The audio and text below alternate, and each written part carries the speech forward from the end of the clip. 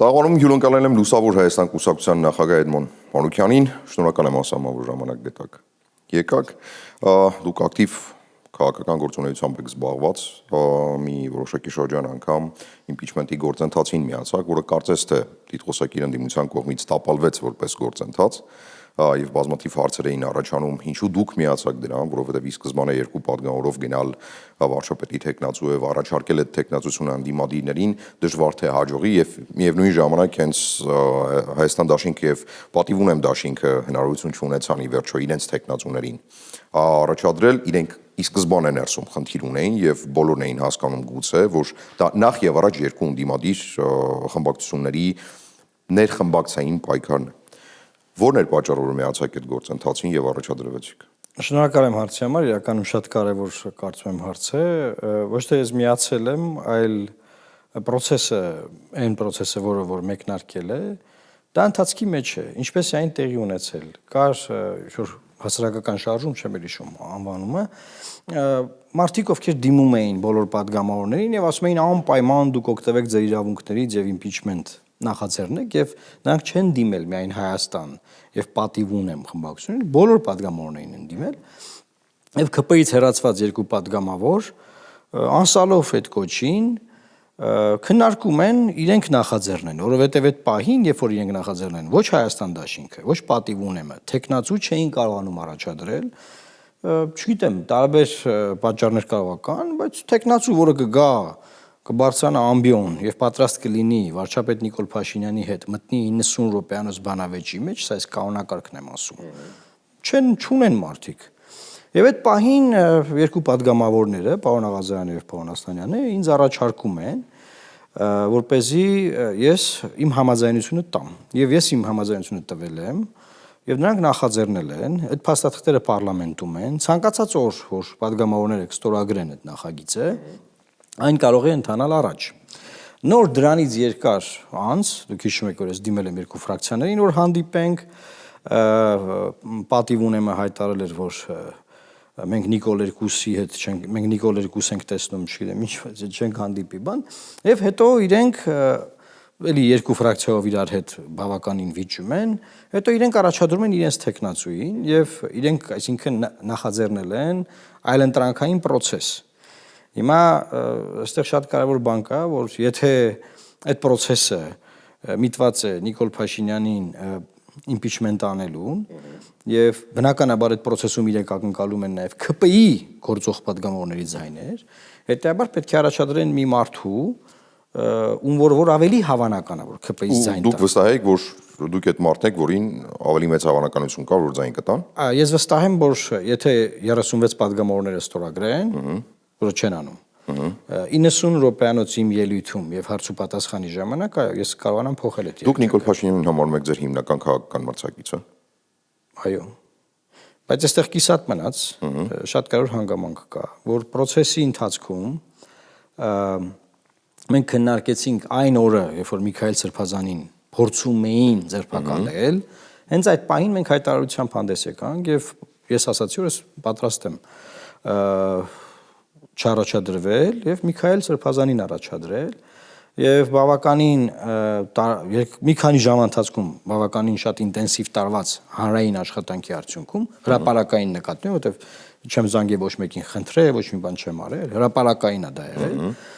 Երկու ֆրակցիաները հայտարարեցին, որ պատրաստ են իրենց ստորագրությունները տալ, որպեսզի Միքայել Սրբազանը առաջադրվի։ Այսինքն վերջնարդյունքում Միքայել Սրբազանը ինքը այդ պահին հայտարարությամբ հանդես եկավ եւ process-ը կանգնեց, բայց չէի հաշվարկել, որ ինքը կարող է կողմ չլինել դրան, որովհետեւ հենց եթե չեմ սխալվում, ձեռագիրել գրեց դրա մասին։ Գիտեք, մենք ամեն ինչ էլ այդ իմաստով հաշվարկել էինք, բայց դա նույնպես մի process է, որը ցույց է տալիս մեր քաղաքական համակարգի հիվանդությունները։ Թե իմ առաջադրումը մինչ այդ, թե հետո Միքայել Սրբազանի առաջադրումը, բայց ինչու arczepiskopos բացատրեք։ Ինչ կարող է Միքայել Սրբազանը անել, որ առաջադրում եք նրա տեխնացությունը, որքանով է դա ռացիոնալ։ Ռացիոնալ է այնքանով, որ տեսեք, այսինքն կապ չունի ով, կարևորը ոչ Նիկոլ Փաշինյանը։ Ոչ, կապ չունի ոչ թե ով, այլ մարդ ում համար իրար հետ, իրար մորթող երկու ֆրակցիաներ, ձևակերպեմ, հա, կարող են համախմբվել եւ տալ իրենց ստորագրությունները եւ դա եղավ։ Այսինքն այն ինչ որ մենք տեսնում էինք, դա եղավ։ Նրանք տվեցին ինձ ստորագրությունները։ Բնականաբար այդտեղ նաև այլ խնդիրներ կան, որտեղ մարդը այդ գրությունը գրել է արդեն ձերբակալված կալանքի process-ի ընթացքում, բայց ես կարծում եմ նաև այդ պատուհանը փակ չէ։ Լավ, ձեր քաղաքական շահը այդ process-ի մեջ որն էր այդ դեպքում։ Միքայել Սրբազանը impeachment-ի արդյունքում դառնում է վարչապետի թեկնածու, ինչ դա ձեր կամ ձեր կուսակցության համար։ Եթե կդառնար, եւ եթե process-ը կլիներ, այդ process-ը կարող էր բերել անվստահության։ Շատ լավ, եւ հնարավորություն կբացվեր, որ մինչեւ ընտրությունները Հայաստանի Հանրապետությունը գնար անցումային մի process-ի եւ ընտրությունները կազմակերպվեին ոչ այնպես, ինչպես որ հիմա պլանավորում են կազմակերպել։ Այսինքն որևէ մեկը, որ հիմա թեկուզ ես impeachment-ի գործընթացով դառնա վարչապետ, այդ մարդը չի կառավարելու երկիրը հունիսի 7-ից հետո։ Այսինքն դա լինելու է անցումային մի գործընթաց։ Ուղղակի թերագնահատել այդ հատվածը, ես կարծում եմ սխալ է, որովհետև չստացվեց, որ այդ ամբողջ օրակարգը ֆեյք օրակարգ էր եւ չհաջողվեց։ Հերթական անգամ գոլորշին բաց թողնվեց հասարակությունը, որը հույս ուներ, որ ինչ որ հնարավորություն է բացվել Նիկոլ Փաշինյանին հրաժեշտ տալու, դրանից հետո էլ հասկացա, որ ընդդիմությունը եւ խորհրդարանական եւ արտախորհրդարանական այնքան անունակ է, որ ունակ չէ անգամ մի impeachment-ի գործընթաց կազմակերպել։ Ստացվեց, դուք այդ տեքստը հենց հիմա ինչ որ արտաբերեցիք, կարող եք ասել գիտեք, որ պահին, եթե լիներ քվեարկություն եւ տապալվեր impeachment-ը, չի եղել նման քվեարկություն։ Այսինքն սկզբանե է տապալվել process-ը։ Ոչ, այդ process-ը չի հասել այդ հանգրվանին, որ դա կարողանաք ասել։ Այսինքն ոչ մի կոպիտ ասած պար բաց չի թողնվել, պարը իր տեղում է եւ կացան երում է։ Այսինքն այդ ձերացածը կարող է կացայի երացումը դադարեցվեր, այն պայն եթե կգնար process 90 րոպե ելույթ, հետո մյուս կողմից ելույթ, հետո հարցուպատասխան եւ քվեարկություն եւ բարձր, որ ոչ ոք չի քվեարկում։ Տիտղոսակիր ընդդիմադիրները ազգային ժողովում ձեզ չեն վստահում, ինչու ձեր հետ պիտի առհասարակ աշխատեն։ Ասում են Նիկոլ Փաշինյան 2.0, ինչ տարբերություն Նիկոլ Փաշինյանի եւ Էդմոն Մարուկյանի։ Շատ լավ, դա գիտեք դիտոսակիր ընդդիմադիրները ասելով մենք նկատում ենք պարլամենտական չընդդիմությունը։ Հայաստանի Հանրապետությունը չի սահմանափակվում դիտոսակիր ընդդիմադիրներով։ Պարլամենտական ուժեր են, շատ լավ, կան այլ բազմաթիվ այլ ուժեր, եւ այդ իմաստով, որ չեն վստահում, իրենք ունեն իրենց փաստարկները։ Իսկ որոնք են այդ փաստարկները, որովհետեւ մենք նույնպես երկար տարիներ պայքարել ենք այն համակարգի դեմ, այն ռեժիմի դեմ, որի դեմ պայքարի արդյունքում եղել է հեղափոխություն, կապիտալիզացրել Նիկոլ Փաշինյանը եւ տապալել դրա շարունակությունը։ Դեմար նրանք հասկանում են։ Այսինքն Նիկոլ Փաշինյանը շատ ներողություն եմ խնդրում, ճիշտ եմ հասկանում, որ ուղղակի էլի եթե սխալ եմ հասկանում։ Այսինքն Նիկոլ Փաշինյանը ստանձնել է հեղափոխության իրականացումը, որ հետագայում դրա բոլոր արժեքները տապալի, դա է եղել Նիկոլ Փաշինյանի նպատակը։ Ոչ, ես ասում եմ տապալել է։ Տապալել է, դա է նպատակը եղել։ Հիմա կա հարցը ասեք, ո՞րն է Նիկոլ Փաշինյանը։ Չէ, դա է նպատակը եղել, ճիշտ եմ հասկանում։ Այսինքն անել հեղափոխություն, որ հետագայում տապալի է հեղափոխության արժեքը։ Արդեն պատասխանեցի այդ հարցին։ Ես ասում եմ արել է հեղափոխություն, որ պետք է շարունակի ու տապալել է, չի շարունակի։ Դե եմ ասում, տապալել է, արել է հեղափոխություն, որ տապալի։ Ոչ, դուք ասում եք նպատակով արել է, որ տապալի։ Ես ասում եմ, բա ո՞րն է նպատակը եղել հեղափոխություն անելու այդ դեպքում։ Այսինքն դուք մտածում եք, որ հեղափոխությունը արել, որ տապալի։ Դե ձեր խոսքից այդպես է։ Ոչ, հեղափոխությունը արել, որից հետո չի շարունակել, այն ինչի համար ինքը եկել է։ Այն ինչի համար ինքը եկել է, չի շարունակել, ինքը շեղվել է իր ինչի համար է եկել։ Վերցրեք նայեք հեղափոխության իր ելույթները, կտեսնեք ինչի համար է եկել։ Եկել է ռեֆորմներ անելու, ժողովրդավարությունը վերականգնելու, հիմա նայեք ինչ է կատարվում երկրում։ Ռեֆորմները չկան, երկիր ժողովրդավարական հետընթացի 2018-ից առաջ Հայաստանը ժողովրդավար երկիր չէր։ Հայաստանը Դուք ինչպես եք երկդաշինքով ընտրվել, այդ թվում նաև Արամ Զավենի Սարգսյանի եւ որևէ մեկի ընտրվել չի կարող ասել, որ դա ժողովրդավարական երկիր։ Դա հիբրիդային համակարգ է։ Հիմա էլ հիբրիդային համակարգ է։ Հիմա էլ է հիբրիդային համակարգ, բայց հեղափոխություն ա եղել, որ հիբրիդային համակարգը փոխվի դառնա ամբողջական ժողովրդավարական։ Իդեպ դրանից հետո դուք շարունակել եք Նիկոլ Փաշինյանի կառավարությունում աշխատել, հիշեցնեմ։ Որից հետո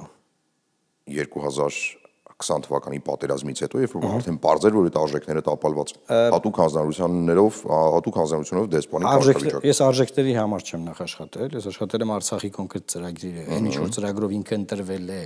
այդ ծրագրի իրականացնելու համար, դրա մասին խոսել ենք շատ։ Ինչ վերաբերում է ժողովրդավարական ռեֆորմներ բան, այո, շատ մասը արդեն տապալված է եղել, չնայած այդ խոստումները որ կան։ Հիմա էլ կա սահմանադրական բարեփոխումների բան խորհուրդ իդեպ։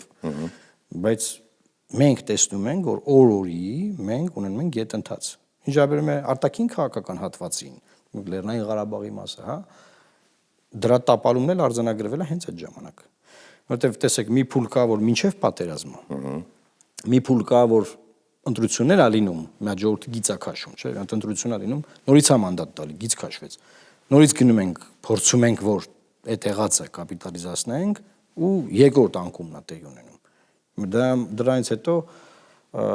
իմ համոզմունքը այլևս անբեկանելի է։ Այն իմաստով, որ 26-ից 31 թվականներին մենք չպետք է ունենանք այս իշխանության շահում։ Համոզմունքների մասին։ Քանի տարի է, որ աշխատում եք Նիկոլ Փաշինյանի հետ քաղաքական դաշտում։ Ձեր առաջին հանդիպումը, առաջին քաղաքական ճանապարհը, համաձայնությունը, պայմանագիրը, որ պիտի անցնեք միասին ճանապարհ։ Որքան տարի է ճանաչում եք Նիկոլ Փաշինյանին։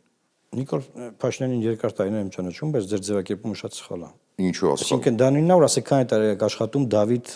Ձերազգանունի ինչպես է։ Գրիգորյանի հետ։ Հիմա մենք իրար հետ քանի տարի ենք աշխատում։ Մենք բացարձակ իրար հետ երբեք չենք աշխատել։ Դե չէ, դուք ասում եք քանի տարի եք գիտեք, ուրեմն այդ գիտենալ օրենս աշխատել։ Այսինքն ճանաչում եք։ Ճանաչելը չի նշանակում աշխատել մարդու հետ։ Ձեր հարցն է այդպես։ Տեսեք, պարոն Մարուկյան, ես ուզում եմ քանի տարի է ճանաչում եք եւ քանի տարի է որ ճանապարհ եք անցել քաղաքական։ Երկար ճանաչում եմ։ Ինչու եմ հարցը տալիս երկու մասով։ Հա։ Որովհետեւ ճանաչելու պահից ի վեր եք դուք որոշում կայացնում, որ այդ մարդու հետ հնարավոր է քաղաքական ճանապարհ անցնեք։ Ճիշտ է՞։ Սխալ եք։ Բայց չճանաչելով եք քաղաքական ճանապարհը սկսել Նիկոլ Փաշինյանը։ Ճանաչել ինչ է նշանակում։ Այսինքն ինչ որ փուլում ծանոթացել եք, սկսել եք քաղաքական հայացքներ կիսվել, հետո եկել եք համոզման, որ կարող եք Նիկոլ Փաշինյանի հետ ճանապարհ անցնել։ Ես այդ թվերի մասին եմ հարցնում, որքան ժամանակ է որ ճանաչում եք Նիկոլ Փաշինյանին անձամբ եւ որ փուլից եք որոշել քաղաքական ճանապարհ անցնել իր հետ։ Հարցի մեջ բարդություն չկա իրականում։ Չէ, ձեր հարցը ի սկզբանե իր ձևակերպմամբ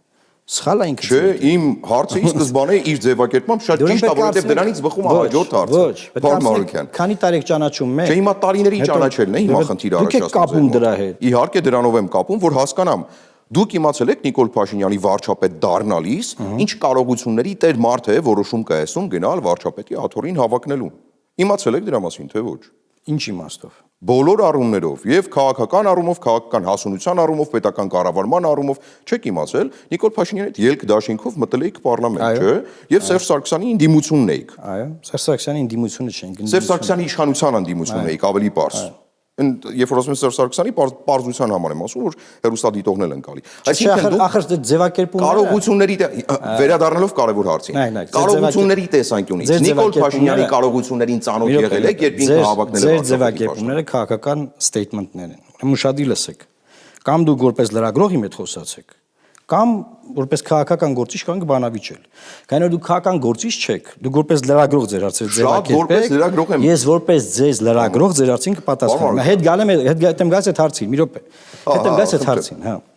Ասում եք, երբ որ ինքը դառնում էր վարչապետ, իր կարողություններին գիտեիք։ Այո, իր անդիմադիր կարողություններին գիտեինք,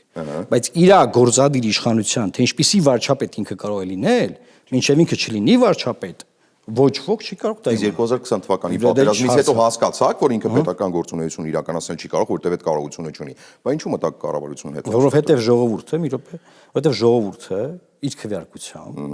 նրան տվեց երկրորդ մանդատ։ Կար կառավարության ծրագիր, որը հայկական Արցախը պահելու մասին էր։ Ճիշտ է։ Հիմա այդ հայկական Արցախը պահելու համար պետք էր եւ մեր քարոզարշավը դրան է նվիրված եղել բոլորի կոնսոլիդացիան, բոլոր ուժերի, որպեսզի կարողանանք մի համընդհանուր համազգային համախմբում դա անենք։ Ես, այսինքն, պատկերացրեք, որ ասում եմ, ես կարծում եմ, որ ծխելը վատ բան է, չի կարելի ծխել ու դու գնում ես ծխելու, ու դու ծխում ես։ Այսինքն ես այն ինչ քարոզել եմ, ես դա եմ արել։ Այսինքն ես քարոզել եմ համախմբում բոլորի ներուժի կենտրոնացում, ընտրություններից հետո կապ չունի հիմա ընտրվեի, չընտրվեի, քարոզի իմ առաքելությունից պետք է իրականացնեի։ Չենք ընտրվել եւ չընտրվելով, մեզ ժողովուրդը չի ընտրել։ Ժողովուրդը ընտրել Նիկոլ Փաշինյանին, Ռոբերտ Քոչարյանին եւ ձեր ասած Սերժ Սարգսյանին։ Եվ չընտրվելով հանդերձ մենք փորձել ենք մեր դերդրումը ունենալ։ Հիմա դուք ասում եք, բա իր կարողությունները, իր այդ կարողություններով իրանա ընտրել ժողովուրդը, այսինքն 5 տարով ինքն է Հայաստանը ներկայացնում, ինքն է բանակցում։ Բայց 2018-ից կարող եք, չէ՞, ստանձնել այդ Լեռնային Ղարաբաղի հարցերը լուծելու հատուկ 2018-ին ես ղեկավարել եմ Լուսավոր Հայաստան խմբակցությունը, եւ 2018-ին մենք ընդդիմադիր խմբակցություն ենք եղել, մենք փորձել ենք հակակշռել, փոխզսպել։ Դուք ոնց եք պատկերացնում ընդդիմադիր խմբակցությունը արտաքին քաղաքականությամբ զբաղվի։ Այսինքն հա պասեում որպես դելեգատ զբաղվել եմ, այսինքն խորհրդանական դիվանագիտությամբ, տարբեր բաներ են։ Բացարձակ տարբեր բաներ են։ Հայաստանում որևէ ընդդիմադիր ուժ արտաքին քաղաքական process-ի վրա այսօրվա քաղաքական համակարգում չի կարող ազդել։ Չի կարող ազդել։ Իսկ ներքին քաղաքականի վրա կարողանում է ազդել։ Էդ էլա բարդ հարց, որտեվ ինչի եմ ասում, որտեվ տեսեք, ասեք Նիկոլ Փաշինյանը ինչի եկե։ Կար հիվանդ քաղաքական համակարգ։ Գալիս է հեղափոխական ալիք, փոխում է իշխանությունը, որ պետք է հիվանդ քաղաքական համակարգը ռեֆորմի ենթարկի, տրանսֆորմացնի, հա, ու գնում է ձախողում։ Ես ասում եմ, եղբայր 7 տարվա մեջ ամեն ձևի փորձել ենք։ Դրսից փորձել ենք, ներսից փորձել ենք։ Ոնց ինչ հնարավորություն կա փորձել ենք։ Ու մենք մեզ համար գիտենք, ասում ենք, եղբայր ջան, դու էլ չպետք է լինես, դու էլ չես կարող եկալ։ Ինձ ասում է, չէ, ես մի հատ եմ գնում ժողովրդից մանդատ ստանանք։ Ասում ենք, մի գնա, կլինի չգնաս։ Տեսնում ենք, չէ, ինքը ասում է, չէ, ես էլի եմ գնում, մի հատ եմ մանդատ ստանամ։ Մի հատ է 26-ից 31-ը։ Հիմա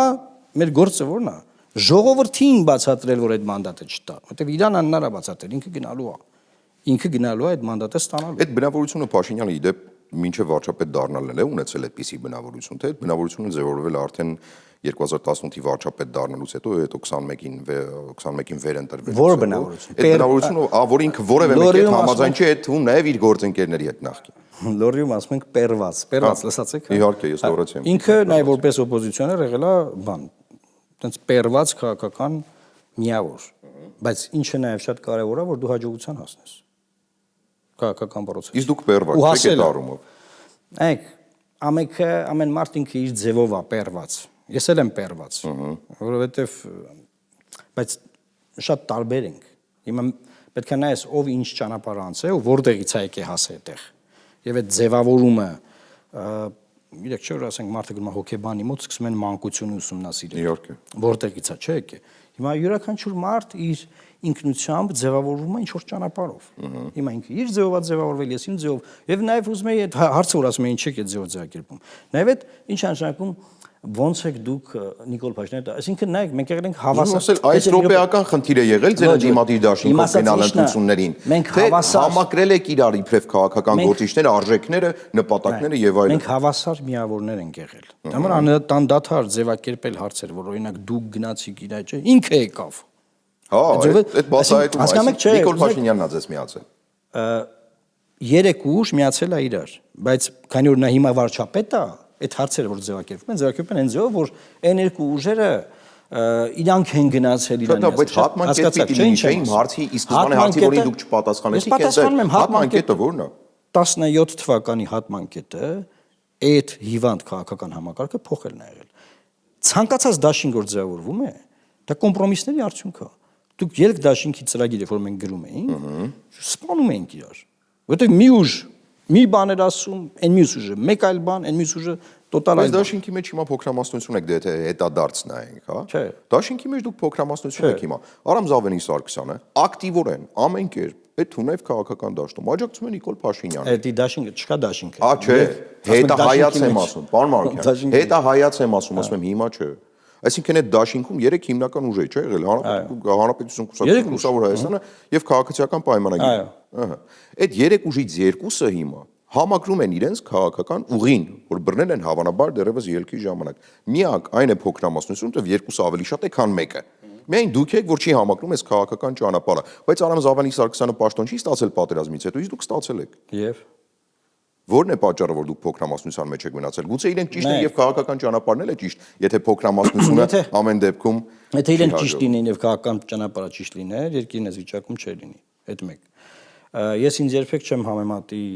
Արամ Սարգսյանի հետ, թե ինչի ինքը էս արել կամ այն արել, որովհետեւ ինքը բացարձակապես այլ ոճի, այլ ձևով աշխատող մարդ է, մտածող։ Այդ իմաստով մենք շատ ենք տարբերվում։ Հա, տոտալ տարբեր եք երեք փասում երկրաշարժ։ Այդ իմաստով շատ ենք տարբերվում եւ դա համար ասել որ մենք փոքրամասնություն ենք, բանը շատ ուրախ եմ, որ մենք փոքրամասնություն ենք, եթե հիմա այդպես է, որովհետեւ մենք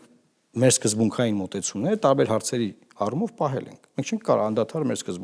սկզբունքները բան անենք, այտենց ճկենք բան։ Եվ կարող բազմաթիվ օրինակներ բերել, որ ժամանակին ոնց է եղել, հետո ոնց է եղել։ Հիմա օրինակ այնքան են նրանք ասոցացված որպես ուժեր, որ հիմա ապագա ընտրություններին կտեսնեք։ Տարբերություն չի լինելու։ Հավանական է որ կոալիցիայով գնան, եթե կարիք։ Ես մի հատ հարցազրույց տեսա, որ պարոն Սարգսյանը ոնց որ լոբինգ աներ կոպիտ ասած, որ մի ցուցակ լինի։ Հանրապետությունն ու ԿՊ-ն մի։ Այո, այսինքն այդ իմաստով ոչ մի բան ես իրենց մասով չեմ կարող բացառել, որովհետև ավելին ասեմ, Արամ Սարգսյանը ավելի շատ է պաշտպանում Նիկոլ Փաշինյանին, քան Նիկոլ Փաշինյանը ինքն իրան։ Ներսրտվածություն կա դրանից։ Իմ մոտ։ Հա։ Իմ մոտ ինչի պիտի լինի։ Չգիտեմ, հաշվի Չէ, դուք համեմատում եք ուժերին, ասում եք, ես ուզում եմ ասեմ մի անհամեմատելի է։ Այսինքն ձեր ուժերը երեքի սկզբունքային տարբեր նպատակներ հետապնդող քաղաքական ուժեր են, ճիշտ եմ հասկանում։ Մեր ծրագրերը շատ տարբեր են, մեր մոտեցումները շատ տարբեր են եւ հիմա ասել խոսքի, որ բա ոնց եղավ այն ժամանակ ձևավորումը, ասում եմ, ցանկացած ընդդիմադիր բևեր, այս ընտրություններ ա գալի, ընդդիմադիր բևերներ են ձևորվելու, կտեսնեք ինչքան են նրանք տարբեր։ Այո, ինչքան են նրանք տարբեր եւ բայց գնում են կոմպրոմիսների, հանուն մեկ նպատակ է։ Այդ մեկ նպատակը հիմա կարող է լինի, օրինակ, որ Նիկոլ Փաշինյանը չվերարտադրվի։ Հիմա դուք գնաք այդ ուժերին ասեք, բականերեք, դուք ունեք սոցիալիստական որոշակի սոցիալական ուղղվածություն, ձախ եք, այն մյուսներին ասեք, բականերեք, դուք աչ եք, բան, Հայաստանում քաղաքական դաշինքները երբեք այդ մասով խնդիր չեն ունեցել։ Ձևավորվել են կոնկրետ տվյալ պահին կարևոր խնդիրը լուծելու համար։ Ինչը ենթադրում է, որ Լուսավոր Հայաստան կուսակցությունը կարող է դաշինք կազմել կամ համագործակցության գնալ Հայաստանի Հանրապետական կուսակցության հետ եւ նաեւ Հայաստան դաշինքի մաս կազմող նույն դաշնակցության հետ, որպեսզի գնա մեկ նպատակի իրագործմանը։ Նիկոլ Փաշինյանի իշխանության վերարտադրությունը կանխելը, ճիշտ եմ հասկանում։ Չէ, սխալ եք հասկանում։ Բա եթե նպատակը մեկն է, ինչու՞ չեք գնում։ Ես բացատրում եմ հիպոթետիկ, որ քաղաքական ուժերը կարող են գնալ զիջումների, իսկ տվյալ պարագայում որ կոնկրետ օրինակ եք բերում, ասեմ, հիմա պետք է ասենք նպատակը մեկն է, մենք ենք ասում Նիկոլ Փաշինյանը չպետք է վերընտրվի, չէ, իրանք են, չէ, ասում։ Բայց մեր տարբերությունը որն է, որ իրանք ասում են եւ իրանք զբաղվում են այդ գործով։ Նիկոլ Փաշինյանը օգտագործելով իրանք գործոնը կարող է նրանց հակառակ թևի ձայներից վերընտրվել։ Մեր պարագայում չի կարող։ Օրինակ տեսեք, հենց հիմա հարցում կա, որ նախկին իշխանությունների վերադարձը ժողովրդի 80%-ը հավանություն չի տալիս, դեմ է։ Հիմա նախկին իշխանությունները մտնում են process-ի մեջ, կապ չունի Քոչարյանի ուժնա, նրանց ուժնա կապ չունի։ 20%-ի տիրույթում փորձում են ձայն տանել։ Բայց միայն այդ պատճառով նրանց մերժող 80%-ի մեջ Նիկոլ Փաշինյանը կարող է վերընտրվել։ Որպեսզի սա տեղի չունենա, նրանց դերակատարում պետք է նվազեցնել, ոչ թե նրանց հետ դաշինք անել։ Հետեւաբար հետ գալով ձեր հարցին, այն ուժերը, որոնք որ 2015, 16, 17, 18 թվականներին երկրի այդ process-ների մեջ մեծ դերակատար են եղել այդ ռեժիմների դեմ, նրանք չեն կարող միավորվել։ Դա այդ հարցը շատ բան է, հիպոթետիկ է, որ այ եւ որ իրանք են ուզում։ Ուժեր կան, որ կարող է շատ են ուզում, որ Նիկոլ Փաշինյանը հեռանա, բայց ինչ անում են, իրան օգուտ են տալ։ Շատ բարի։ Լուսավոր Հայաստան կուսակցության ընտրազանգվածը հավաքական կերպար կարող եք ներկայացնել։ Ով են հավաքական կերպը։ Մեկ մարդու մեջ ամփոփենք այդ ընտրողին, որ պիտի ընտրի ձեր կուսակցություն։ Ուրեմն միջին խավը բավականին ազատական հայացքներով եւ շատ ռեֆորմների ընկալում ունեցող արտաքին աշխարհից եկող լավ փորձի կիրառման մեր թիրախը դա է եղել միշտ հիմա էլի լինելու է, բայց այդտեղ մի հատ կարևոր կոմպոնենտ կա։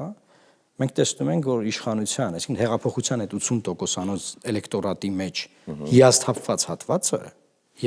հատվածը կոնկրետ մեր թիրախային դաշտում է լինելու։ Եվ կա։ Օրինակ հիմա այն մարդիկ, ովքեր դիտում են իմ հարցազրույցները, հետևում են մեզ, գալիս գնում են գրասենյակ, միանում են մեզ, նրանցից շատ-շատերը, օրինակ հեղափոխությունից հետո ընտրել են քաղաքացիական պայմանագիր։ Լուսավոր Հայաստան չեն ընտրել։ Այսինքն բավականին հիասթափված մարդկանց խմբեր, նրանք պատրաստ են իրենց ձայնը տալ այն ուժերին, որոնք որ ձեր անշած նախկին համակարգիչ չեն, բայց ներկա իշխանության հետ անցել են ճանապարհ։ Իդեպ այդ մասով հիմա ազնվոր են։ Դուք ձեզ համարում եք նախկին համակարգի ներկայացուցիչ թե ոչ։ Նույնիսկ ես անկեղծություն եմ ձեզ ասում։ Հիմա դե շատ են չէ խառնում։ Ես ծնվել եմ օրինակ Լևոն Տեր-Պետրոսյանի իշխանավարման օրոք, դպրոց եմ գնացել Ռոբերտ Քոչարյանի իշխանավարման օրոք, Պարանք ծառայության եմ գնացել Սերժ Սարգսյանի օրոք եւ պետական պաշտոն եմ զբաղեցրել Նիկոլ Փաշինյանի օրոք։ Հասարակությունը շատ տարանջատում է այս մարդկանց։ Հիմա դուք այդ նախկին համակարգի ներկայացուցիչ եք, թե ոչ։ Ես քոչարյանական եմ, սերժական եմ, նիկոլական եմ, ով եմ ես։ Եթե ապրել եմ 35 տարի շարունակ Հայաստանում։ Պետք չի ապրելով դրան գնահատական տալ։ Բա ո՞նց են դրան գնահատական տալ։ Հիմա դուք նախկին համակարգը 20 տարի է տևել։ 10 տարի Քոչարյանի օրոք, 10 տարի Սերժ Սարգսյանի օրոք։ Եթե այդ համակարգում դուք առանցքային դերակատար եք եղել, ուրեմն այո, դուք դրա ներկայացուցիչ եք։ Եթե դուք ելույթներ եք ունեցել, օրինակ ՀԿ ֆրակցիայի անունից, թեկուզ եւ կոռումպացված չեք եղել, բայց ձեր թիկունքում թալանել են, եւ դուք այդ ձեր ելույթներով դա ծածկել եք ձեր քիրտ դեմքով, դուք այդ համակարգի ներկայացուցիչ եք։ Հա, բայց դուք այդ ժամանակ ընդդիմություն եք եղել, այսինքն իշխանության փոքրամասնություն։ Ասեցի ՀԿ ներկայացնել։ Մենք այդ ժամանակ որ ընդդիմություն ենք եղել, մենք ասենք Սյունիքում մարդ էին սպանում, հայտնի Իլիցկա հիշում եք։ Մենք դրա մասին էինք խոսում։ Մենք այդ ռեժիմի դեմ պայքարում ենք։ Հետեւաբար նաև ես տեսնում եմ որ միտումնավոր, որպեսզի լղոզվի ամեն ինչ, որ դա սաղ նույնն են, բան բոլորը բան տենց ինչ-որ տենց ընտրությունների ժամանակ։ Բայց սաղ նույնը չէ։ Սաղ նույնը չեն։ Դանինով ես ասեմ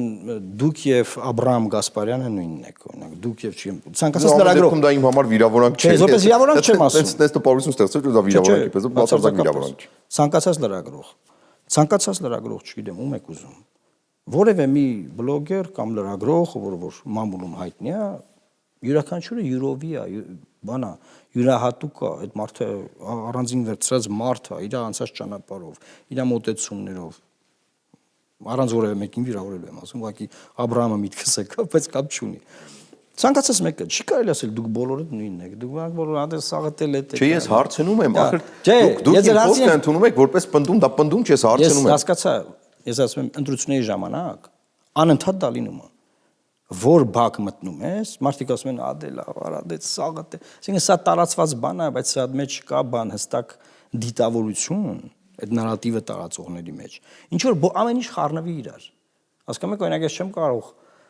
ինչ ասեմ, անգամ ՀՀԿ-ի ինչ որ ցիվիլ դեմքի համեմատել, ասենք այդ ժամանակվա ռեժիմի Գագիկ Խաչատրյանի հետ։ Ոչ ամենքի մեղքը տարբեր է։ Չի կարելի նման բան անել, էլի։ Չէ, ինչու եմ սրա մասին առհասարակ հարցնում։ Որովհետև մեզանում արդեն ընդունված է, գիտեք, մամուլում հրապարակումներ են ընդունել, որպես հիմք դրա հետ կապված հարցեր տալ, բայց ինչի հարց տվեցին նախահեղափոխական շրջանից եւ Նիկոլ Փաշինյանի հետ մեկ դաշինքով ելքով պարլամենտ գնալու, որովհետև բազմաթիվ հարցեր կան կապված նախահեղափոխական շրջանի Նիկոլ Փաշինյանի գործունեության հետ։ Բազմաթիվ հարցեր։ Օրինակ, երբ ինքը ընտանիքից վերադարձավ 2000, եթե չեմ սխալվում, 11 թվականին էր, երբ իրեն համաներման բաց թողեցին, այսինքն ինքը պիտի անազատության մեջ մնար 7 տարի, մնաց 5 տարի, 1 տարուց մի քիչ ավել։ Մնաց անազատության մեջ, դրանից հետո դուրս եկավ ակտիվ քաղաքական գործունեությամբ, զբաղվեց, հետո Նիկոլ Փաշինյանին ակտիվորեն կապում էին Միքայել Մինասյանի հետ, թե իբրև ասում մամուլում տարածված տեղեկությունների համաձայն եմ ասում, ոչ կարող եմ պնդել, ոչ հաստատել, ոչ էլ հերքել, որտեղ անգամ սրա մասին Նիկոլ Փաշինյանն չի խոսում, Միքայել Մինասյանն իր հայտնի ուրեմն խոհանոցային զրույցների ժամանակ սրա մասին պատմում, որի իբրև տպաքանակներն էր գնում Նիկոլ Փաշինյանի խմբագրած հայկական ժամանակի, որ իր հետ կապված էին ադմինիստրացիայի տեղեկատվական բլոկով զբաղվող ամենահայտնի մարդիկ, եւ սա նորություն չէր մինչև հեղափոխությունը, այսինքն կար այդ տեղեկատվությունը շրջանառվող, որ Նիկոլ Փաշինյանը ինչ որ կերպ, ինչ որ տարբերակով, գուցե հաշվի առնելով այդ պահի քաղաքական կոնյունկտուրան, համագործակցում էր նախկին իշխանությունների հետ։ Ու բոլորի մոտ հարցեր առաջանում, այդ ինչպես ստացվեց 2008-ին գործողությունների մասնակցած Նիկոլ Փաշինյանը առանցքային դեմքերից մեկը, դե ասում էր Լեոն Տեր-Պետրոսյանը թողեց գնաց տուն, ես մնացի այնտեղ որպես համակարգող։ Այդ մարդը անազատության մեջ է մնում ոչ թե 7 տարի, այլ տարի ու կես, համարյա 2 տարի, ամբողջ սրոկը չի փակում, դրանից հետո դուրս է գալի, ասում է որոշակի ժամանակահատված, ասում է պարլամենտ, այդվում նաև ձեր եւ Արամ Զավենի Սարգսյանի կուսակցության հետ եւ 2018 թվականին տեղի ունենում հեղափոխություն։ Ու բոլորը այդ տրամաբանական կապը տեսնում էին։ Դրա համար էի հարցնում, որքան ժամանակ եք ճանաչում Նիկոլ Փաշինյանին անձամբ եւ որ պահին եք սկսել քաղաքական ճանապարհը։ Երբ որ Նիկոլ Փաշինյանը հետապնդվում էր, մենք քրեակատարական համակարգի դիտորդական խմբի մեջ էինք։ Ես Արթուր Սաքունցը, Ավետիք Իշխանյանը եւ այլ իրապաշտպաններ իրապաշտպանությամբ էի զբաղվում եւ մենք բանտերում հանդիպում էինք Գագիկ Ջանգիրյանին, Սասուն Միքայելյանին, Նիկոլ Փաշինյանը, երբ որ արդեն կալանավորվեց եւ սկսեց դատապարտվել process-ը, հետո Իրան, այսինքն մարտի 1-ի ամբողջ ընթացքի եւ մինչեւ 12 թվականը մոտավորապես բոլոր քաղաքաբանտարկյալներին ես բանտերում հանդիպել եմ որպես իրապաշտպան։ Ես քաղաքականությամբ չեմ զբաղվել։ Ես քաղաքականությամբ զբաղվել եմ Վանաձորում падգամավոր ընտրվելուց հետո։ Բայց դուք ձեր այդ նկարագրության մեջ բան բաց թողեցիք։ Նիկոլ Փաշինյանը падգամավոր ընտրվել Հայ ազգային կոնգրեսի համասնական ցուցակից։ եւ ելք դաշինքը դա ինձ 5 տարի հետո է Հետո է, հա։ Այսինքն այդ ճանապարհը շատ երկար է հետաբար չգիտեմ պետք է իրան կանչեք իրան հարցնեք դուք ունեցել եք առիթներ իր հետ շփվելու պետք է իրան հարցնեք ասեք դուք Միքայել Մինասյանի հետ ինչ կապ եք ունեցել Ես հասկանալ երբ եմ առիթներ ունեցել փորձում եմ գտնել մի կառավարական ինքնաթիռով չեք գնացել հա բրյուսելյան հանդիպում հա մի իրավիճակ ինքնաթիռում մոտենալ եւ ասել պարոն Փաշինյան դուք Միքայել Մինասյանի հետ ինչ կապ եք Հավատացեք, մինչև Նիկոլ Փաշինյանը հասնելը բազմաթիվ մարդիկ կային, որ ինձ կարգել էին հասնել Նիկոլ Փաշինյանին։ Թե չէ մեծագույն հաճույքով անկեղծ ես ամենայն ազնությամբ հույս ունեմ, որ Նիկոլ Փաշինյանի հետ մի օր հարցազրույց վարելու հնարավորություն կունենամ, բոլոր հարցերի պատասխանները տալու։ Հիմա գալով ամենակարևոր հարցերին։ Ինչու եմ սրում անդադար, որովհետև մեր քաղաքական դաշտը, մեր հասարակությանը լինի հիասթափվածները, որոնք մեծամասնություն են կազմում, լինի նրանք, որոնք հաստատ Նիկոլ Փաշինյանին են ընտրելու, բոլորս հասկացել ենք, որ կա մի ընտրազանգված, որ Նիկոլ Փաշինյանին ամեն դեպքում է երկև են տալու։ Ընդդիմադիր այդ պարակտված հատվածի ներկայացուցիչները, որոնք բացվող կուսակցությունների պարագայում մի վերջո չեն հասկանում ինչ է կատարվում։ Ինչ այլ ընտրանք է առաջարկում լուսավոր Հայաստանը, որ կարող է հակադրել Նիկոլ Փաշինյանի քաղաքացիական պայմանագրի ներկայացրած կրկնում եմ թեկուզ վատ թարագույն, ամենավատ, բայց ներկայացրած ծրագրի։ Դավիթ ջան, պետք է կոնկրետ հարցով դա քննարկենք, որովհետև հիմա դա դուրս կգա, որ մենք պետքա կուսակցական ծրագիր ներկայացնենք։ Սկզբունքայինների մասին է խոսքը։ Սկզբունքային ասացի, մարդը ռեֆորմներ է խոստացել, որի համար պայքարել է ընդդիմադիր համակարգի Հայաստանի մի ամբողջ պալիտրա 20 տարի։ Լավ ինքն է կարողացել կապիտալիզացնել 18 թվականի հեղափոխությամբ, հասկացանք շատ լավ դու ես կապիտալիզացրել։ Եղավ, դու ես արել հեղափոխությունը։ Դրանից հետո այդ ամբողջ մարդկանց երազանքները, այդ խոստումները տանել, տենց տապալել, տենց տալ պատով եւ ջախջախել, հասկանում եք։ Հիմա դուք ասում եք, ինչ օրինակ մի օրինակը բերեմ։ Երեքը կարող ենք բերել, երեք սկզբունքային տալ։ Սահմանադրական ռեֆորմի կարելի ասել գլխավոր շարժիչ ուժերից մեկը մենք ենք եղել 18 թվականից առաջ հեղափոխություն չի եղել, ելքի մեջ 15 թվականից առաջ, երբ որ ռեֆորմը գնում էր, եւ արդեն հեղափոխությունից հետո 3 սահմանադրական խորհուրդը կազմի իշխանություն է։ 3-ի մեջ ներգրավել ենք։ Առաջինում Տաուն Սիմոնյանն են գործուղը, հետո ես, ո՞վ։ Հիմա չի անում այս մարդը։ Ո՞նց չի անում, սահմանադրություն է փոխում։ Չէ, այն ռեֆորմը, որը որ խոստացվել է։ Հիմա այդ ամեն ինչը մոռացվել է, նա պասեում օրինակ 2 օր առաջ, քանի օր առաջ էր։ Ասում է ժողովուրդը ալերգիա ունի։ Չի ասում, որ այդ սահմանադրությունը միահեծան սահմանադրություն է։ Չի ասում, որ ժամանակին դա կոչվում էր Սերժ Սարգսյանի կոստյումը։ Չի ասում, որ այդ սահմանադրությամբ չի կարող առողջ համակարգ քաղաքական ձևավորվել։ Ասում է, ժողովուրդը ալերգիա ունի, բան պետքա փոխել։ Ինչի այդ ձևով ձևակերպում։ Որտեւ իր թիմը խնդիրը Ալիևի պահանջը կատարելն է։ Նա չունի օրակարգ ռեֆորմանելու, որ ավելի լավ դատական համակարգ լինի, որ ավելի լավ պարլամենտ լինի։ չկա ձեր ասածի, բացատրեմ ինչու տրամաբանություն չկա։ Իրեն ավելի հեշտ չի հենց այդ բոլոր խնդիրների վրա բարթել, որ իրեն չասեն Իլհամ Ալիևն է պահանջում այդ սահմանադրությունը փոխել, քան ստեղծել իրավիճակ, որ իրեն սկսեն մեղադրել, որ Իլհամ Ալիևն է պահանջում։ Այո, դատական համակարգը վատն է, կառավարման համակարգը վատն է, այն միահեծան է։ Եթե դրա վրա շեշտը դնի, ինքը ամբողջությամբ կմաքրի Բաքվի պարտադրանքը սահմանադրություն, նոր սահմանադրություն ձևավորելու։ Տեսեք, իր հեղափոխական խոստումը չի եղել ոչ միայն իր, այլ ամբողջ այդ process-ից նկարագրել չէ, քանի տարիային մարդիկ ճանապարհ անցել, որ դա տեղի ունենա։ Դա նրա մասին չէ, որ հռչակագրի հղումը բանից, պրեամբուլայից հանվի, դրա մասին չի եղել։ Եվ հիմա որ դուք ասում եք, այդ փուլն էլ ենք մենք անցել։ Ձեր նկարագրած փուլը, որ դա ասի sense կընկալեման, անցել ենք, որտեղ մարդիկ անգիր գիտեն, որ դա անում է Ալիևի համար։ Այլևս այն ժողովրդի ասած բան է, կրուտիտի տեղը չկա։ Շատ պակնհայտ է։ Բայց ինչ եմ ասում, որ դրանց չի մատնանշում, որովհետև այդ համակարգերը ինքը չի ուզում փոխել։ Չի ուզում այսօրվա ստեղծված սահմանադրական ստատուս քվոն, այն ինչ լիազորություններ ինքը ունի, մի գրամ շեղել։ Բայց ինքը եղել է դրա պայքարի առաջամատրիկներից մեկը իմ հետ։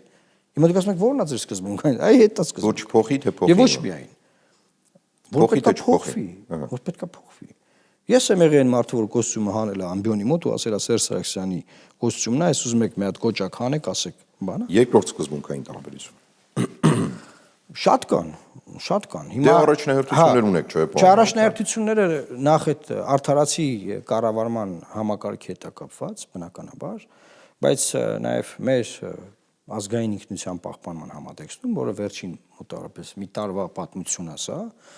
եւ մենք ֆունդամենտալ տարաձայնություններ ունենք, այս ամեն ինչի հետ ինչ որ արվում է, այսինքն զինանշանի փոխելու ճանապարհ անցնել, չգիտեմ, Արադ լեռը ստեղից ընդերքից հանել, Չորաթանի երեխեքի իր մուննատ գալ, որ քիչեք ձեր սարերը նկարում։ Հասկանում եք, վարչապետն ասում է գնացել եմ Չորաթան։ Ինչ որ երեխաներ բաներ են նկարում, ինչ որ պատկերներ, նայում եմ անընդհատ Մասիս սարն է։ Բայց այս հոյակերտ սարերը ինչի՞ չեք նկարում։ Ինքը չի ուզում հասկանա կամ հասկանալով ուզում է խեղաթյուրի, որ Արադ լեռը դա ուղակի սար չի, որովհետև երեխեք Չորաթանից բարձր չէ, Արադ լեռը չի երևում։ Հապա այս ռեֆլեքսորեն ենք բոլորս նկարում։ Չէ, այդ եմ ասում։ Այսինքն ինքը դա մարդկանց մատուցում է, որ դա սովորական սար է, դե ձեր մոտի սարը նկարի, էլի ինչի՞ չէ ձեր մոտի սարը նկարի։ Բայց ինչ այլ ընտրանք ինքը ունի։ Ինչ անի։ Տեսեք, կան իրողություններ հողի վրա։ Այդ տեքստի հետ արդեն համաձայն չեմ։ Դա ասում են անհուսություն քարոզող համակերպեք։ Իրողությունը կա հողի վրա։ Չէ, իրողություն չի, որ Ադրբեջանը հաղթել է պատերազմը։ Իրողություն է, չէ՞։ Եվ իրողություն է, չէ, որ ահագին զենք զինամթերք մնացել է Արցախում, այսինքն այն զենք զինամթերքը իրականում Հայաստանի ազգային բանակի զենք զինամթերքներ, որը մենք տարանջատել էինք տարբեր բանակային կորպուսներ։ Այդ զենքը չկա։ Իրողություն է նաև այն փաստը, որ հիմա հավաքները կազմակերպում են այդ թվում նաև դիրքային հատվածներում որոշակի խնդիրներ լուծելու համար։ Իրողություն է նաև, որ Հայաստանը հիմնական իր զենք վաճառող երկրից, որից փոքրի շատ է կարող էր որակյալ զենք առնել ժամանակակից, այլևս չի կարողանում առնել, որտեղ այդ երկիրն էլ խնդիր ունի։ Այլ ընտրանքներ են փնտրում, գտնում է Հնդկաստանում, որի զենքից ահագին բողոքում են։ Իրողություն է նաև, որ Ադրբեջանը պատերազմից հետո անհամեմատ բարձրացրել է իր աշխարհաքաղաքական դիրքը, որտեղ թիկունքում նաև Թուրքիա ունի կանգնած։ Իսկ Ռուսաստանը նույն ժամանակ իր աշխարհաքաղաքական դիրքը նվազեցրել է, հաշվի առնելով կրկին իրողությունները ուկրաինական ճակատում եւ բազմաթիվ այլ գործոններ։ Ինչ պիտի անի Նիկոլ Փաշինյանը, որ մանևրես իրավիճակում, որ չի անում։ Մենք անընդհատ ներկայացնում ենք իրավիճակներ, որ արդեն սա եղել է։ Դե եղա, չի, բայց փաշ չի։ Արդեն սա եղել է, ու հիմա ոչ իման չեն կարող անել։ Օրինակ, այդ իրավիճակները մի քանի փուլով անցել է։ Մենք նույն խոսակցությունից հիշում եմ նոյեմբերի 9-ի ստորագրությունից հետո, որ հիմա այս իրավիճակն է, հիմա սա է եւ մենք բան չենք կարող անել, իրողությունը հողի վրա կանգնած բան եւ մենք պետքա դրա հետ հաշվի նստենք։ Նախ ոչ ոք Հայաստանում, ես չգիտեմ այդպիսի ուժ, որ ասում է եկեք գնանք հարձակվենք Ադրբեջանի վրա, չկա նման ուժ, բայց իշխանությունը շարունակում է տարանջատել հետեւել, որ դուք այս սրանք ուզում են պատերազմ, այս մեկ խաղաղություն ենք ուզում։ Այսինքն անընդհատ մանիպուլատիվ բանում չի լինում առողջ բանավեճ, հասկանում եք, չի ստացվում առողջ բանավեճը, որովհետև անդադար շանտաժ կա դրա մեջ, անընդհատ շանտաժ կա։ Հիմա այդ իրողությունների հետ կապված անգամ ես կարող եմ վիճարկել, որ Ադրբեջանը պատերազմ է հաղթել, բայց չեմ ուզում մտնեմ այդ դաշտ։ Բայց դա մեկնաբանության հարց է, էլի ամեն Չէ, որովհետև ես էլ կարող եմ վիճարկել։ Չէ, մեկնաբանության հարց չի։ կարող եմ վիճարկել։ Օրինակ պատկերացեք, դուք հաղթող կողմն եք եւ դուք միջանցք եք տվել պարտվողին։ Այդ ձևի հաղթանակ եղել, տեսել եք նման բան։ Դուք հաղթող կողմն եք, բայց չեք կարող ձեր ոտքը դնել այն տարածք, որը համարում եք ձերը։ Բայց դուք հաղթող կողմն եք։ Այսինքն ոչ մի բան չի եղել միանշանակ։ Ուղղակի մենք ամեն անգամ հողի վրա եղած իրողությունը այլ ձևով տեսնելով, այդ պահին չհասկանալով դրա կարևորությունը, ինչ կարող ենք անել, ոնց կարող ենք անել, անգամ մենք ինչ որ ուրիշ բաներ հետև եւ կործանվում է այդ եղածնել։ Հիմա այդ իմաստով ես կարծում եմ, որ բանակը իր հերթին առանձին քննարկման թեմա է, նայեք, մի կողմից փոխնախարարը, հիմա ասեցիք հիշեցի, էլի, փոխնախարարը պաշտպանության նախարարի եկել է ամբիոն ազգային ժողով, ու այդ առումով ասում եմ մենք մարդու խնդրեմ ունենք, մարդ չունենք, որ կանգնեն դիրքերում, եւ դրա համար այս զորավակները կարեւոր են բանման։ Մյուս կողմից նույն գերատեսչությունը, նույն շրջանառության մեջ է դրել բանակը տարուկես դարձնելու նախագիծ։ Դուք հասկանում եք ինչքան իրանք իրար հետ անգամ չեն բռնում։ Դուք դա բացատրում եք, դուք դրա մասին խոսում եք, բայց Նիկոլ Փաշինյանը միևնույն է, թվում է հարցումներով ավելի շատ ռեյտինգ ունի, քան որևէ այլ մեկ։ Այո, ցածրագույնների մեջ բարձրագույնն է։ Ուրեմն Նիկոլ Փաշինյանը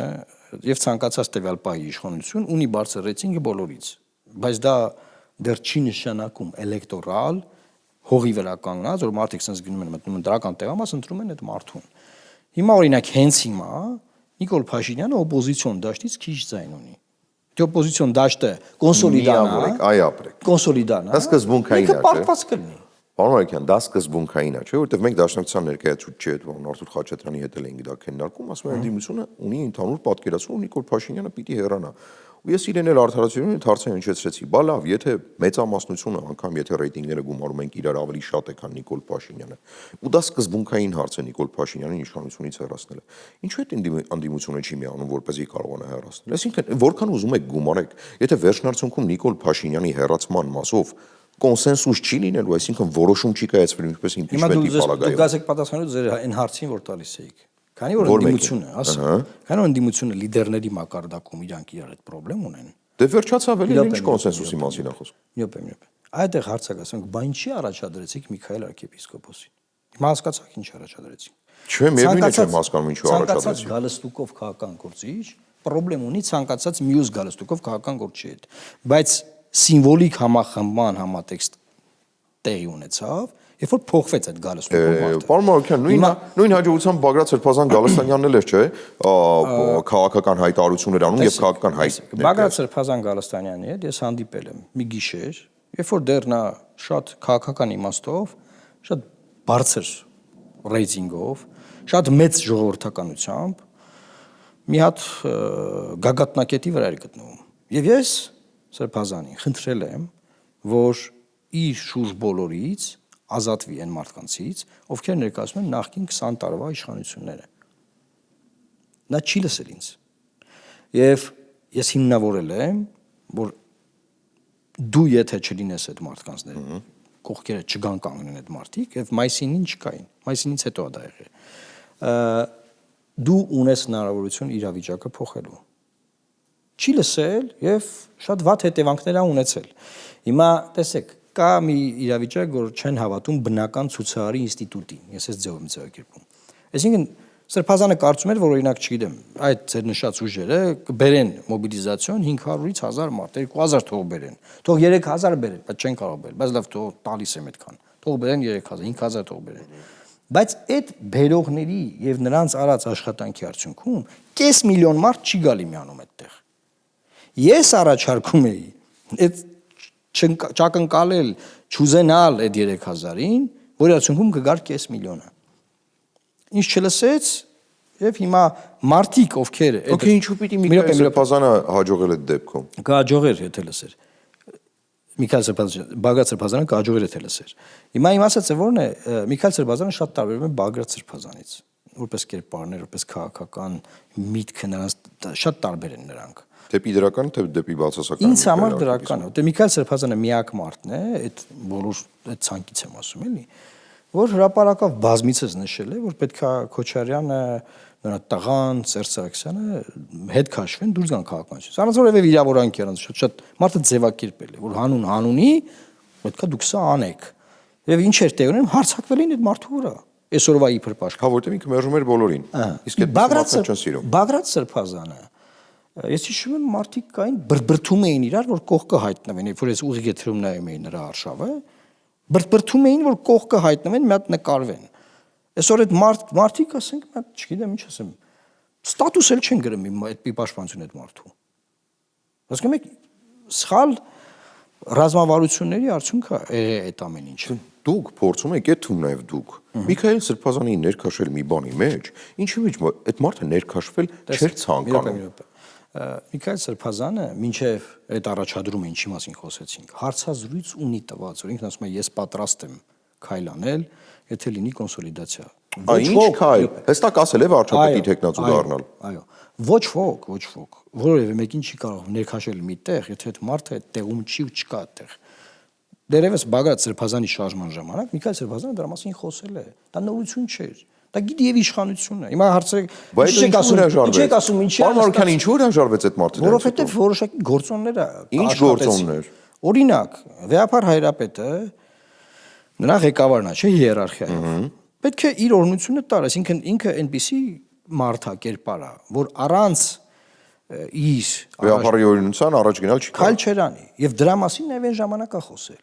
Մենք դա գիտենք այդ բանը։ Շատ լավ, այսինքն այսպես է, այնպես Միքայել Սրբազանը չէր ստանալու Վեհապար Հայրապետի օրհնությունը վարչապետի տեխնացու դառնալու համար։ Դուք ճշտել եք Վեհապարից։ Ես հարցնում եմ։ Ինքը ասելա չեմ տալու որևէ պարագա։ Ես հարցնում եմ, որովհետև ձեր խոսքից դուրս է գալի, որ Բագրատ Սրբազան Գալստանյանը ստացել էր այդ օրհնությունը, իսկ այ Միքայել Սրբազանը չէր ստացել այդ օրհնությունը։ Բագրատ Սրբազանը չէր առաջադրվել, որ ես ասեմ ստացել էր, թե չէր ստացել։ Ինքը մեկնարկել է շարժում Տավուշի մարզից եւ այդ շարժումը ինչ որ պահի եկել մարել է, որը որ նաեւ արդեն քրեական հետապնդում, հա եւ այլն, հիմա մենք տեսնում ենք ինչա կատարում մարդու եւ տարբեր ձայնագրություններ խառնել կերտել։ Գալստանյանը վարչապետի տեխնացության հավակնություն չուներ։ Դե ուներ թե չուներ։ Այն մարդը, որ վերջնագիր է տալիս հանրապետության հրապարակում, ունի այդ նկրտումը, թե ոչ։ Եթե անգամ ուներ, նա առաջադրվելու համար համապատասխան փաստաթղթեր չուներ։ Ահա։ Հիմա Շատ կարևոր հանգամանք է, չէ՞։ Բայց օրնությունը ամեն դեպքում կար տպավորություն, որ վեհապարից ստացել։ Բայց ինչու են վստահ, որ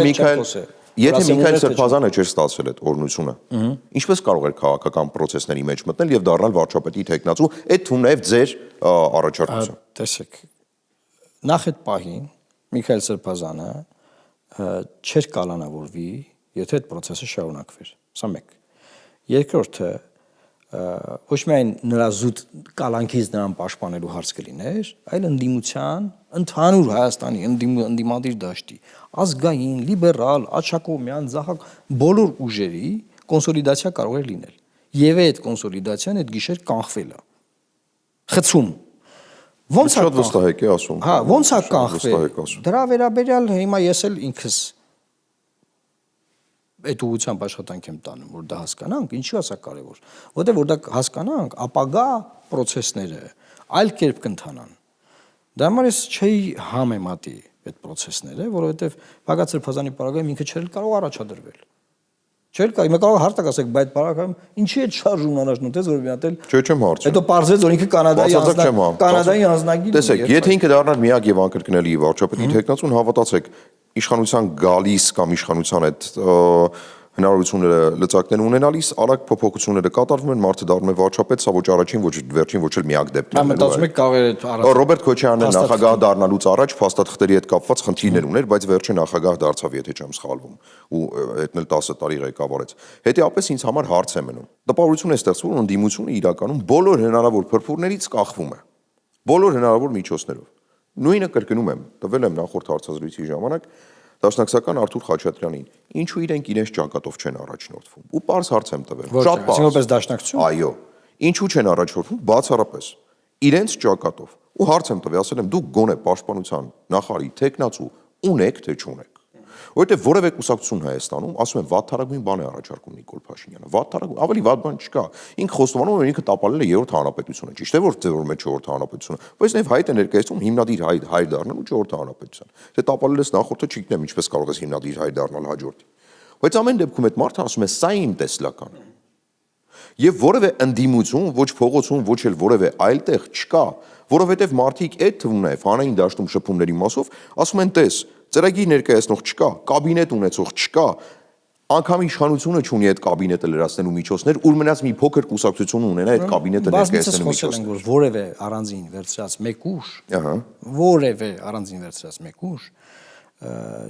չունի այնպիսի կադրային բանկ, որ ձեր ասած հարցերը լուծի։ Հետևաբար, հետ եմ գալի 21 թվականի մեր քարոզարշավին։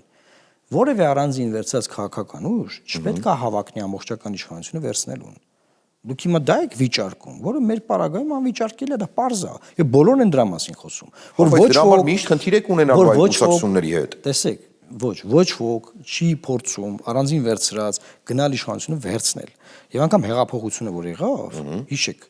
այդ իշխանությունը շատ դանդաղ կամաց տարբեր ուժերից մարտիկները գրավելով այդ տրանզիցիոն ժամանակը անցկացրեց, հետո եղավ ընտրություններ, հետո էլի անցկացրեց, հետո էլի եղավ ընտրություններ, այսինքն հետո մենակ ԿՊ-ով գնաց իշխանություն վերցրեց։ Չէ, ԿՊ-ով արդեն վերցրած էր, ի սկզբանե ԿՊ-ով վերցրած, բայց կառավարումը մասնագետների, պրոֆեսիոնալների համատեքստում որևէ առանձին վերցրած քաղաքական ուժ չի անում։ Եվ ես ասեմ, Լուսավոր Հայաստանն չի դրան հավակնում։ Ես ասում եմ հետևյալը, որ մեր խնդիրներն այնքան մեծ են, այնքան սուր են մեր մարտահրավերները, որ ոչ ոք որևէ առանձին վերցած քաղաքական ուժ կլինի փոքր, մեծ, փորձառու, անփորձ, ոչ ոք հիմա, ես տեսնում եմ, էլի վերջին 10 տարում չի եղել այդպես, չի հավակնում դրան։ Ընդհակառակը, սա մեջ ես լավ բան եմ տեսնում, որ ոչ ոք չի ուզում միահեծան կառավարում ունենալ։ Բոլորը ուզում են հավանաբար պատասխանատվությունը միայնակ չստանալ։ Ինկլյուզիվ, այսինքն բոլորին ներգրավելով, մի գլուխը լավ է, երկուսը ավելի լավ է, երեքը ավելի լավ է, իրար հետ քննարկելով, իրար հետ խոսալով, այսինքն այդ պերված քաղաքական համակարգը փոխարինել համագործակցային քաղաքական համակարգի։ Ոչ թե ասենք քեզով գովում է դու իր հետ ես համագործակցում։ Այսօրվա իշխանությունը այդպեսին է։ Ով իրանց գովում է, կապ չունի ԶԼՄ-ների դաշտում, այսպես կոչված փորձագետների դաշտում, քաղաքական, այսինքն այդ դրանք սաղ լավն են, սպիտակ են, ոսկի մարդիկ են, շատ ընտիր, բոլորը մնացածները վատն են եւ դրանց դեմ պետքա պայքարել։ Դրանք չեն ուզում մեր անկախությունը, չեն ուզում մեր պետական եւ այդ մանրատիպ նարատիվը։ Ինչպես է այս բազմա։ Եվ ես ուզում եմ ամփոփելով ասեմ։ Համբերեք։ Սա հիմա հոկտեմբեր ամիսն է։ Դեռ ընտրական process չկա։ Դեռ քաղաքական ուժերը ծրագիր չեն ներկայացնում, որտեղ չեն էլ ներկայացնելու։ Դա տեղի ընտրական process-ի ժամանակ։ Կլինի, ես վստահեցնում եմ, կլինեն անգամ, ոչ միայն մի հատ, այլ կլինեն բևերներ ընդդիմադիր, որոնք կներկայացնեն այդ այլ ընտրանքները, եւ կլինի այդ ալտերնատիվը, եւ նաեւ ես ուզում եմ ասել, որ անգամ 4 տարին այդ քաղաքական ուժերը ինչ են արել, որ ծրագիր չունեն։ Անգամ հարցը ձև, չէ, ունեն բոլորն է ծրագիր, մի մտեք լուսավոր Հայաստանի կայք ծրագիրը կախացա, ես ուրիշ բան եմ ասում։ Ձևակերպել, որ այ միայն Նիկոլ Փաշինյանն է բան առաջարկում, մյուսները ոչ, դա նվեր եք Նիկոլ Փաշինյանի ջրաղացին ջուր լցնում։ Սա այս կոնկրետ ձեզ որպես մեղադրանք չեմ ասում։ Ընդհանուր որպես թեզ է, էլի թեզ է, որ դե մենակ։ Դե ինքն է, դե ախր բան, այսինքն դա բերում է, որ հակառակ պատասխան դա բերում է, ընդդիմադի դաշտում մարդիկ կան, արդեն համակերպվել են, որ Նիկոլ Փաշինյանը վեր են տրվել։ Դե արդեն տխուր ընդդիմադի դաշտի մասով, դրա համար ես չեմ հավատում, որ ընդդիմադի դաշտը ինկլյուզիվությունը հաշվի առնելով կարողանալու է հասնել որևէ հաջողության։ Տեսեք, միշտ Գյումրու օրինակն են բերում, չէ՞։ Ասում են, տեսեք, Գյումրում հաջողվեց այս ինչ բանը անել։ Արդյոք հնարավոր է դա Հայաստանի վրա։ Շատ սխալ օրինակ է։ Գյումրու օրինակը բերել համապետական ընտրությունների համար, դա նշանակում է չհասկանալ Գյումրին,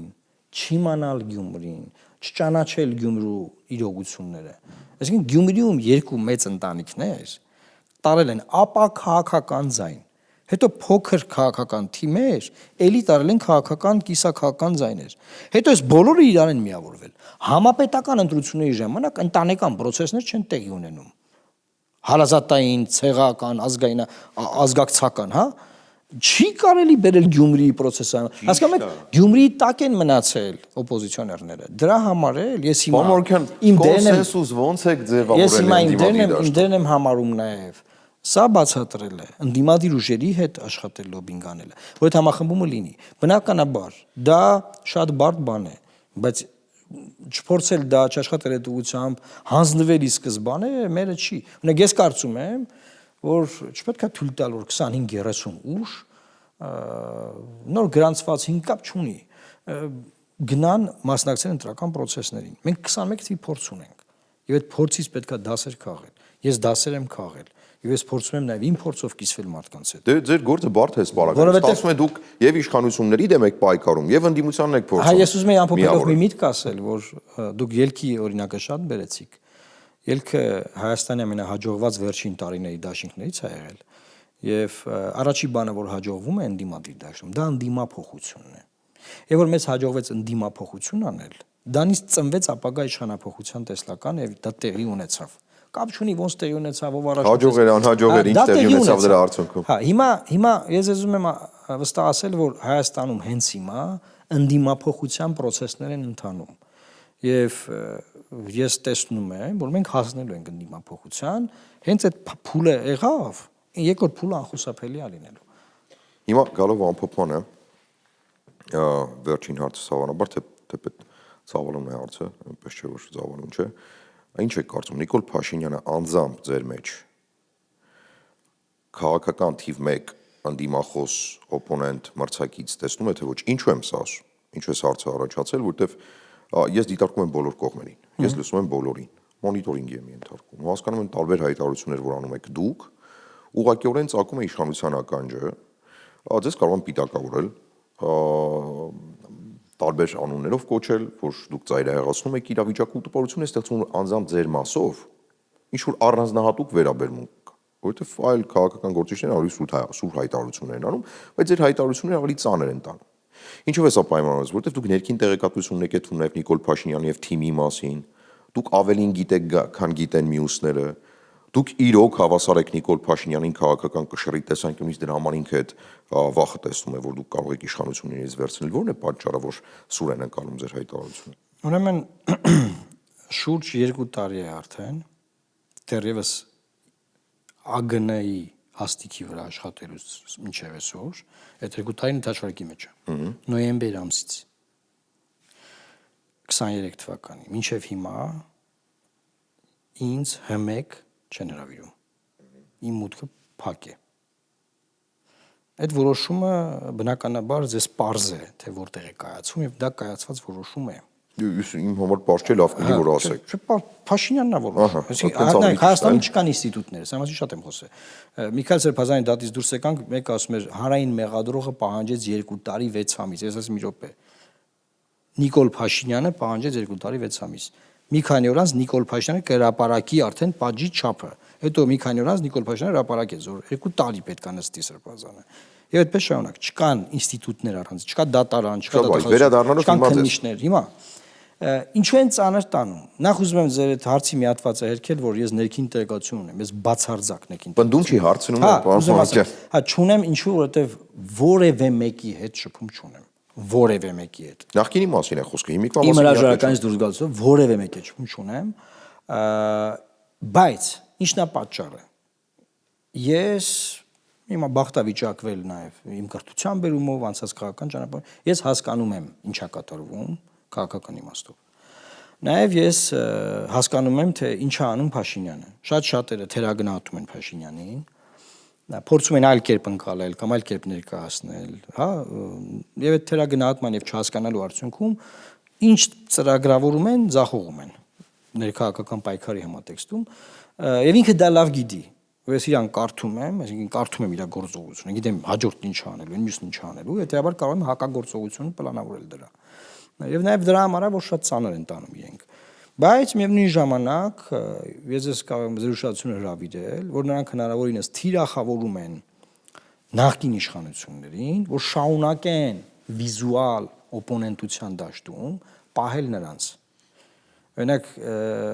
բայց դեպքում դուք ինչու եք պետք եթե այդ վիզուալներով օրինակ Ռոբերտ Քոչարյանին ստիպելով բերում են դաշտ, որին Նիկոլ Փաշինյանին ես պետք չեմ, բա պարզ է, այսինքն ոչ թե ես պետք եմ, այլ ես Նիկոլ Փաշինյանի պատկերացած քաղաքական համակարգում պետք չեմ, որովհետև ամենագերագույն վտանգը գալիս է իմ նման մարդկանցից։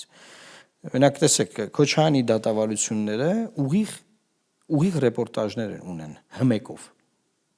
Խոսք ուղիղ տալիս են հմեկում։ Սա կոնկրետ հրահանգ է։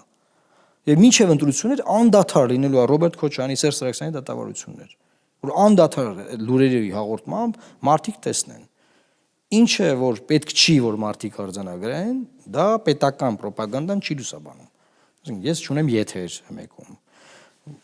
Բայց Քոչարյանի լուսաբանումը հմեկում կա օրինակ։ Իսկ գուցե ձեզ կապում են ռուսական ուժերի հետ կամ ռուսական նարատիվների հետ դրա համար ձեզ չեն տալիս հետ։ Չեն կարող կապել, որովհետև Լուսարարստան կուսակցությունը եվրոպական լիբերալ շարժման անդամ է, ԱԼԴ-ի անդամ։ Դե ասում են նոյեմբերի 9-ի փաստաթուղթը ամեն կերպ փորձում եք հետ վերադարձնել, որ ռուսները կարողանան այստեղ ազդեցություն ունենալ, իսկ եթե իրական եվրոպամետ կամ արևմտամետ լինեիք, TRIP-ի գաղափարը ձեզ համար ընդունելի կլիներ։ Հետևապես, եթե պայքարում եք դրա դեմ, ավտոմատ դառնում եք ռուսամետ։ Նոյեմբերի 9-ի փաստաթուղթը ուներ Լեռնային Ղարաբաղ 100,000 մարդով, այնտեղ ուղի վրա ապրող, եւ դա ռոպագանդայի իրանց բանն է, որ փորձեն ամեն ինչ ոչնչացնել, փչացնել։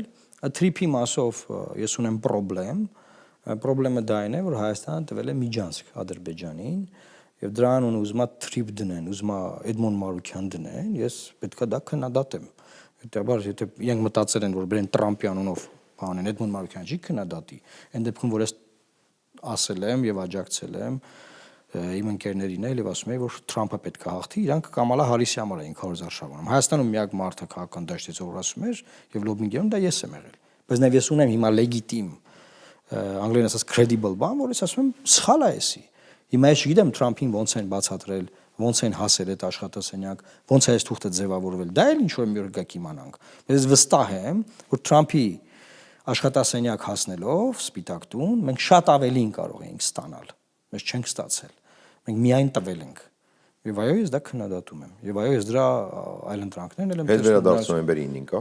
Ինչ եք կարծում։ Գիտեք, հետ վերադարձ նոյեմբերի 9-ը շատ բան է, հեղեղուկ ձևակերպում է։ Աշխարհակահաղ ավելի վստահ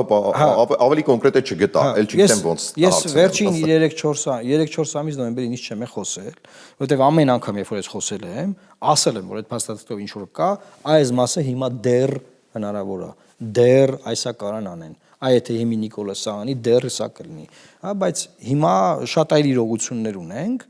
եւ եթե փորձ է արվում նոյեմբերի 9-ի էջը փակել, չնայած ստորագրությունը պահպանում են, դեռ մի աբսուրդ բան էլ դա է, սրա մասին եմ շատ կամուզները չեն այրում, հա, եթե փորձ արվում է տեջը փակել, այսինքն չկա Ղարաբաղ, ուրեմն չպետք է լինի Միջանցք։ Եվ ես վերջում, այս վերջերս, մինչև թրիփը, ասում եի գնացեք նոյեմբերի 9-ով Միջանցքը մի տվեք։ Որտեվ նոյեմբերի 9-ը նաև հնարավորություն է տալի չտալու որևէ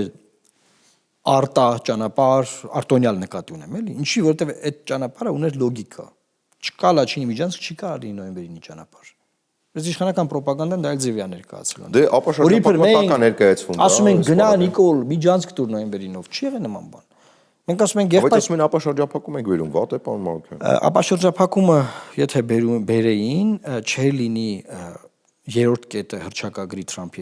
Թրամփի չէ, Թրամփը վկա է, Ալիևի հետ ստորագրած եւ Թրամփի որպես վկա ստորագրած, չէր լինի այդ երրորդ կետը, որով հստակ երևում է, որ Ադրբեջանը այլ բան է ստացել, քան մենք կստանանք որպես իբր թե փոխադարձություն, էլի։ Դա շատ կարևոր հանգամանք։ Ամենավերջում, հակիրճ 2026-ին ինչքան է գնահատում գործող իշխանության վերընտրվելու հնարավորությունը։ Այս պահին 40 վերընտրվել տոկոս, 60 չընտրվել, քանի գնա տոկոսները կարող են փոխվել։ Մենք նաև որոշակի ուսումնասիրություններ ենք իրականացնում, օդից չեմ ասում, եւ այս պահին կա այդ հնարավորությունը եւ հետեւաբար պետք է Նիկոլ Փաշինյանին մի հատ թողնել մի պահ, որտեւ ինքը Նիկոլ գիտենք իր մասին արդեն ամեն ինչ, պետք է հետ գալ ընդդիմադիր դաշտ եւ զբաղվել ընդդիմադիր դաշտով, որտեւ նա կվերընտրվի թե չէ, այդ ամեն ինչ արդեն էստեղ է կախված, ոչ թե իրան անդադար բացատրելով, ասելով, քննադատելով, չգիտեմ ինչեր ասելով։ Ինքը այդ իրողությունը էսո անփոփոխելի է, ինքը այդ ձևի է։ Իրանից ակնկալել ավելին անիմաստ է։ Շնորհակալ եմ շատ, որ ժամանակ գտաք եկեք Մանուկյան։ Մեր հեռուստադիտողներին հիշեցնեմ, որ Լուսավոր Հայաստան կուսակցության նախագահ Էդմոն Մանուկյանն էր մեր եթերում, ագին բաներ քննարկեցինք, վստահ եմ դեռ զրուցելու հնարավորություն կունենանք, մնացեք մեր եթերում։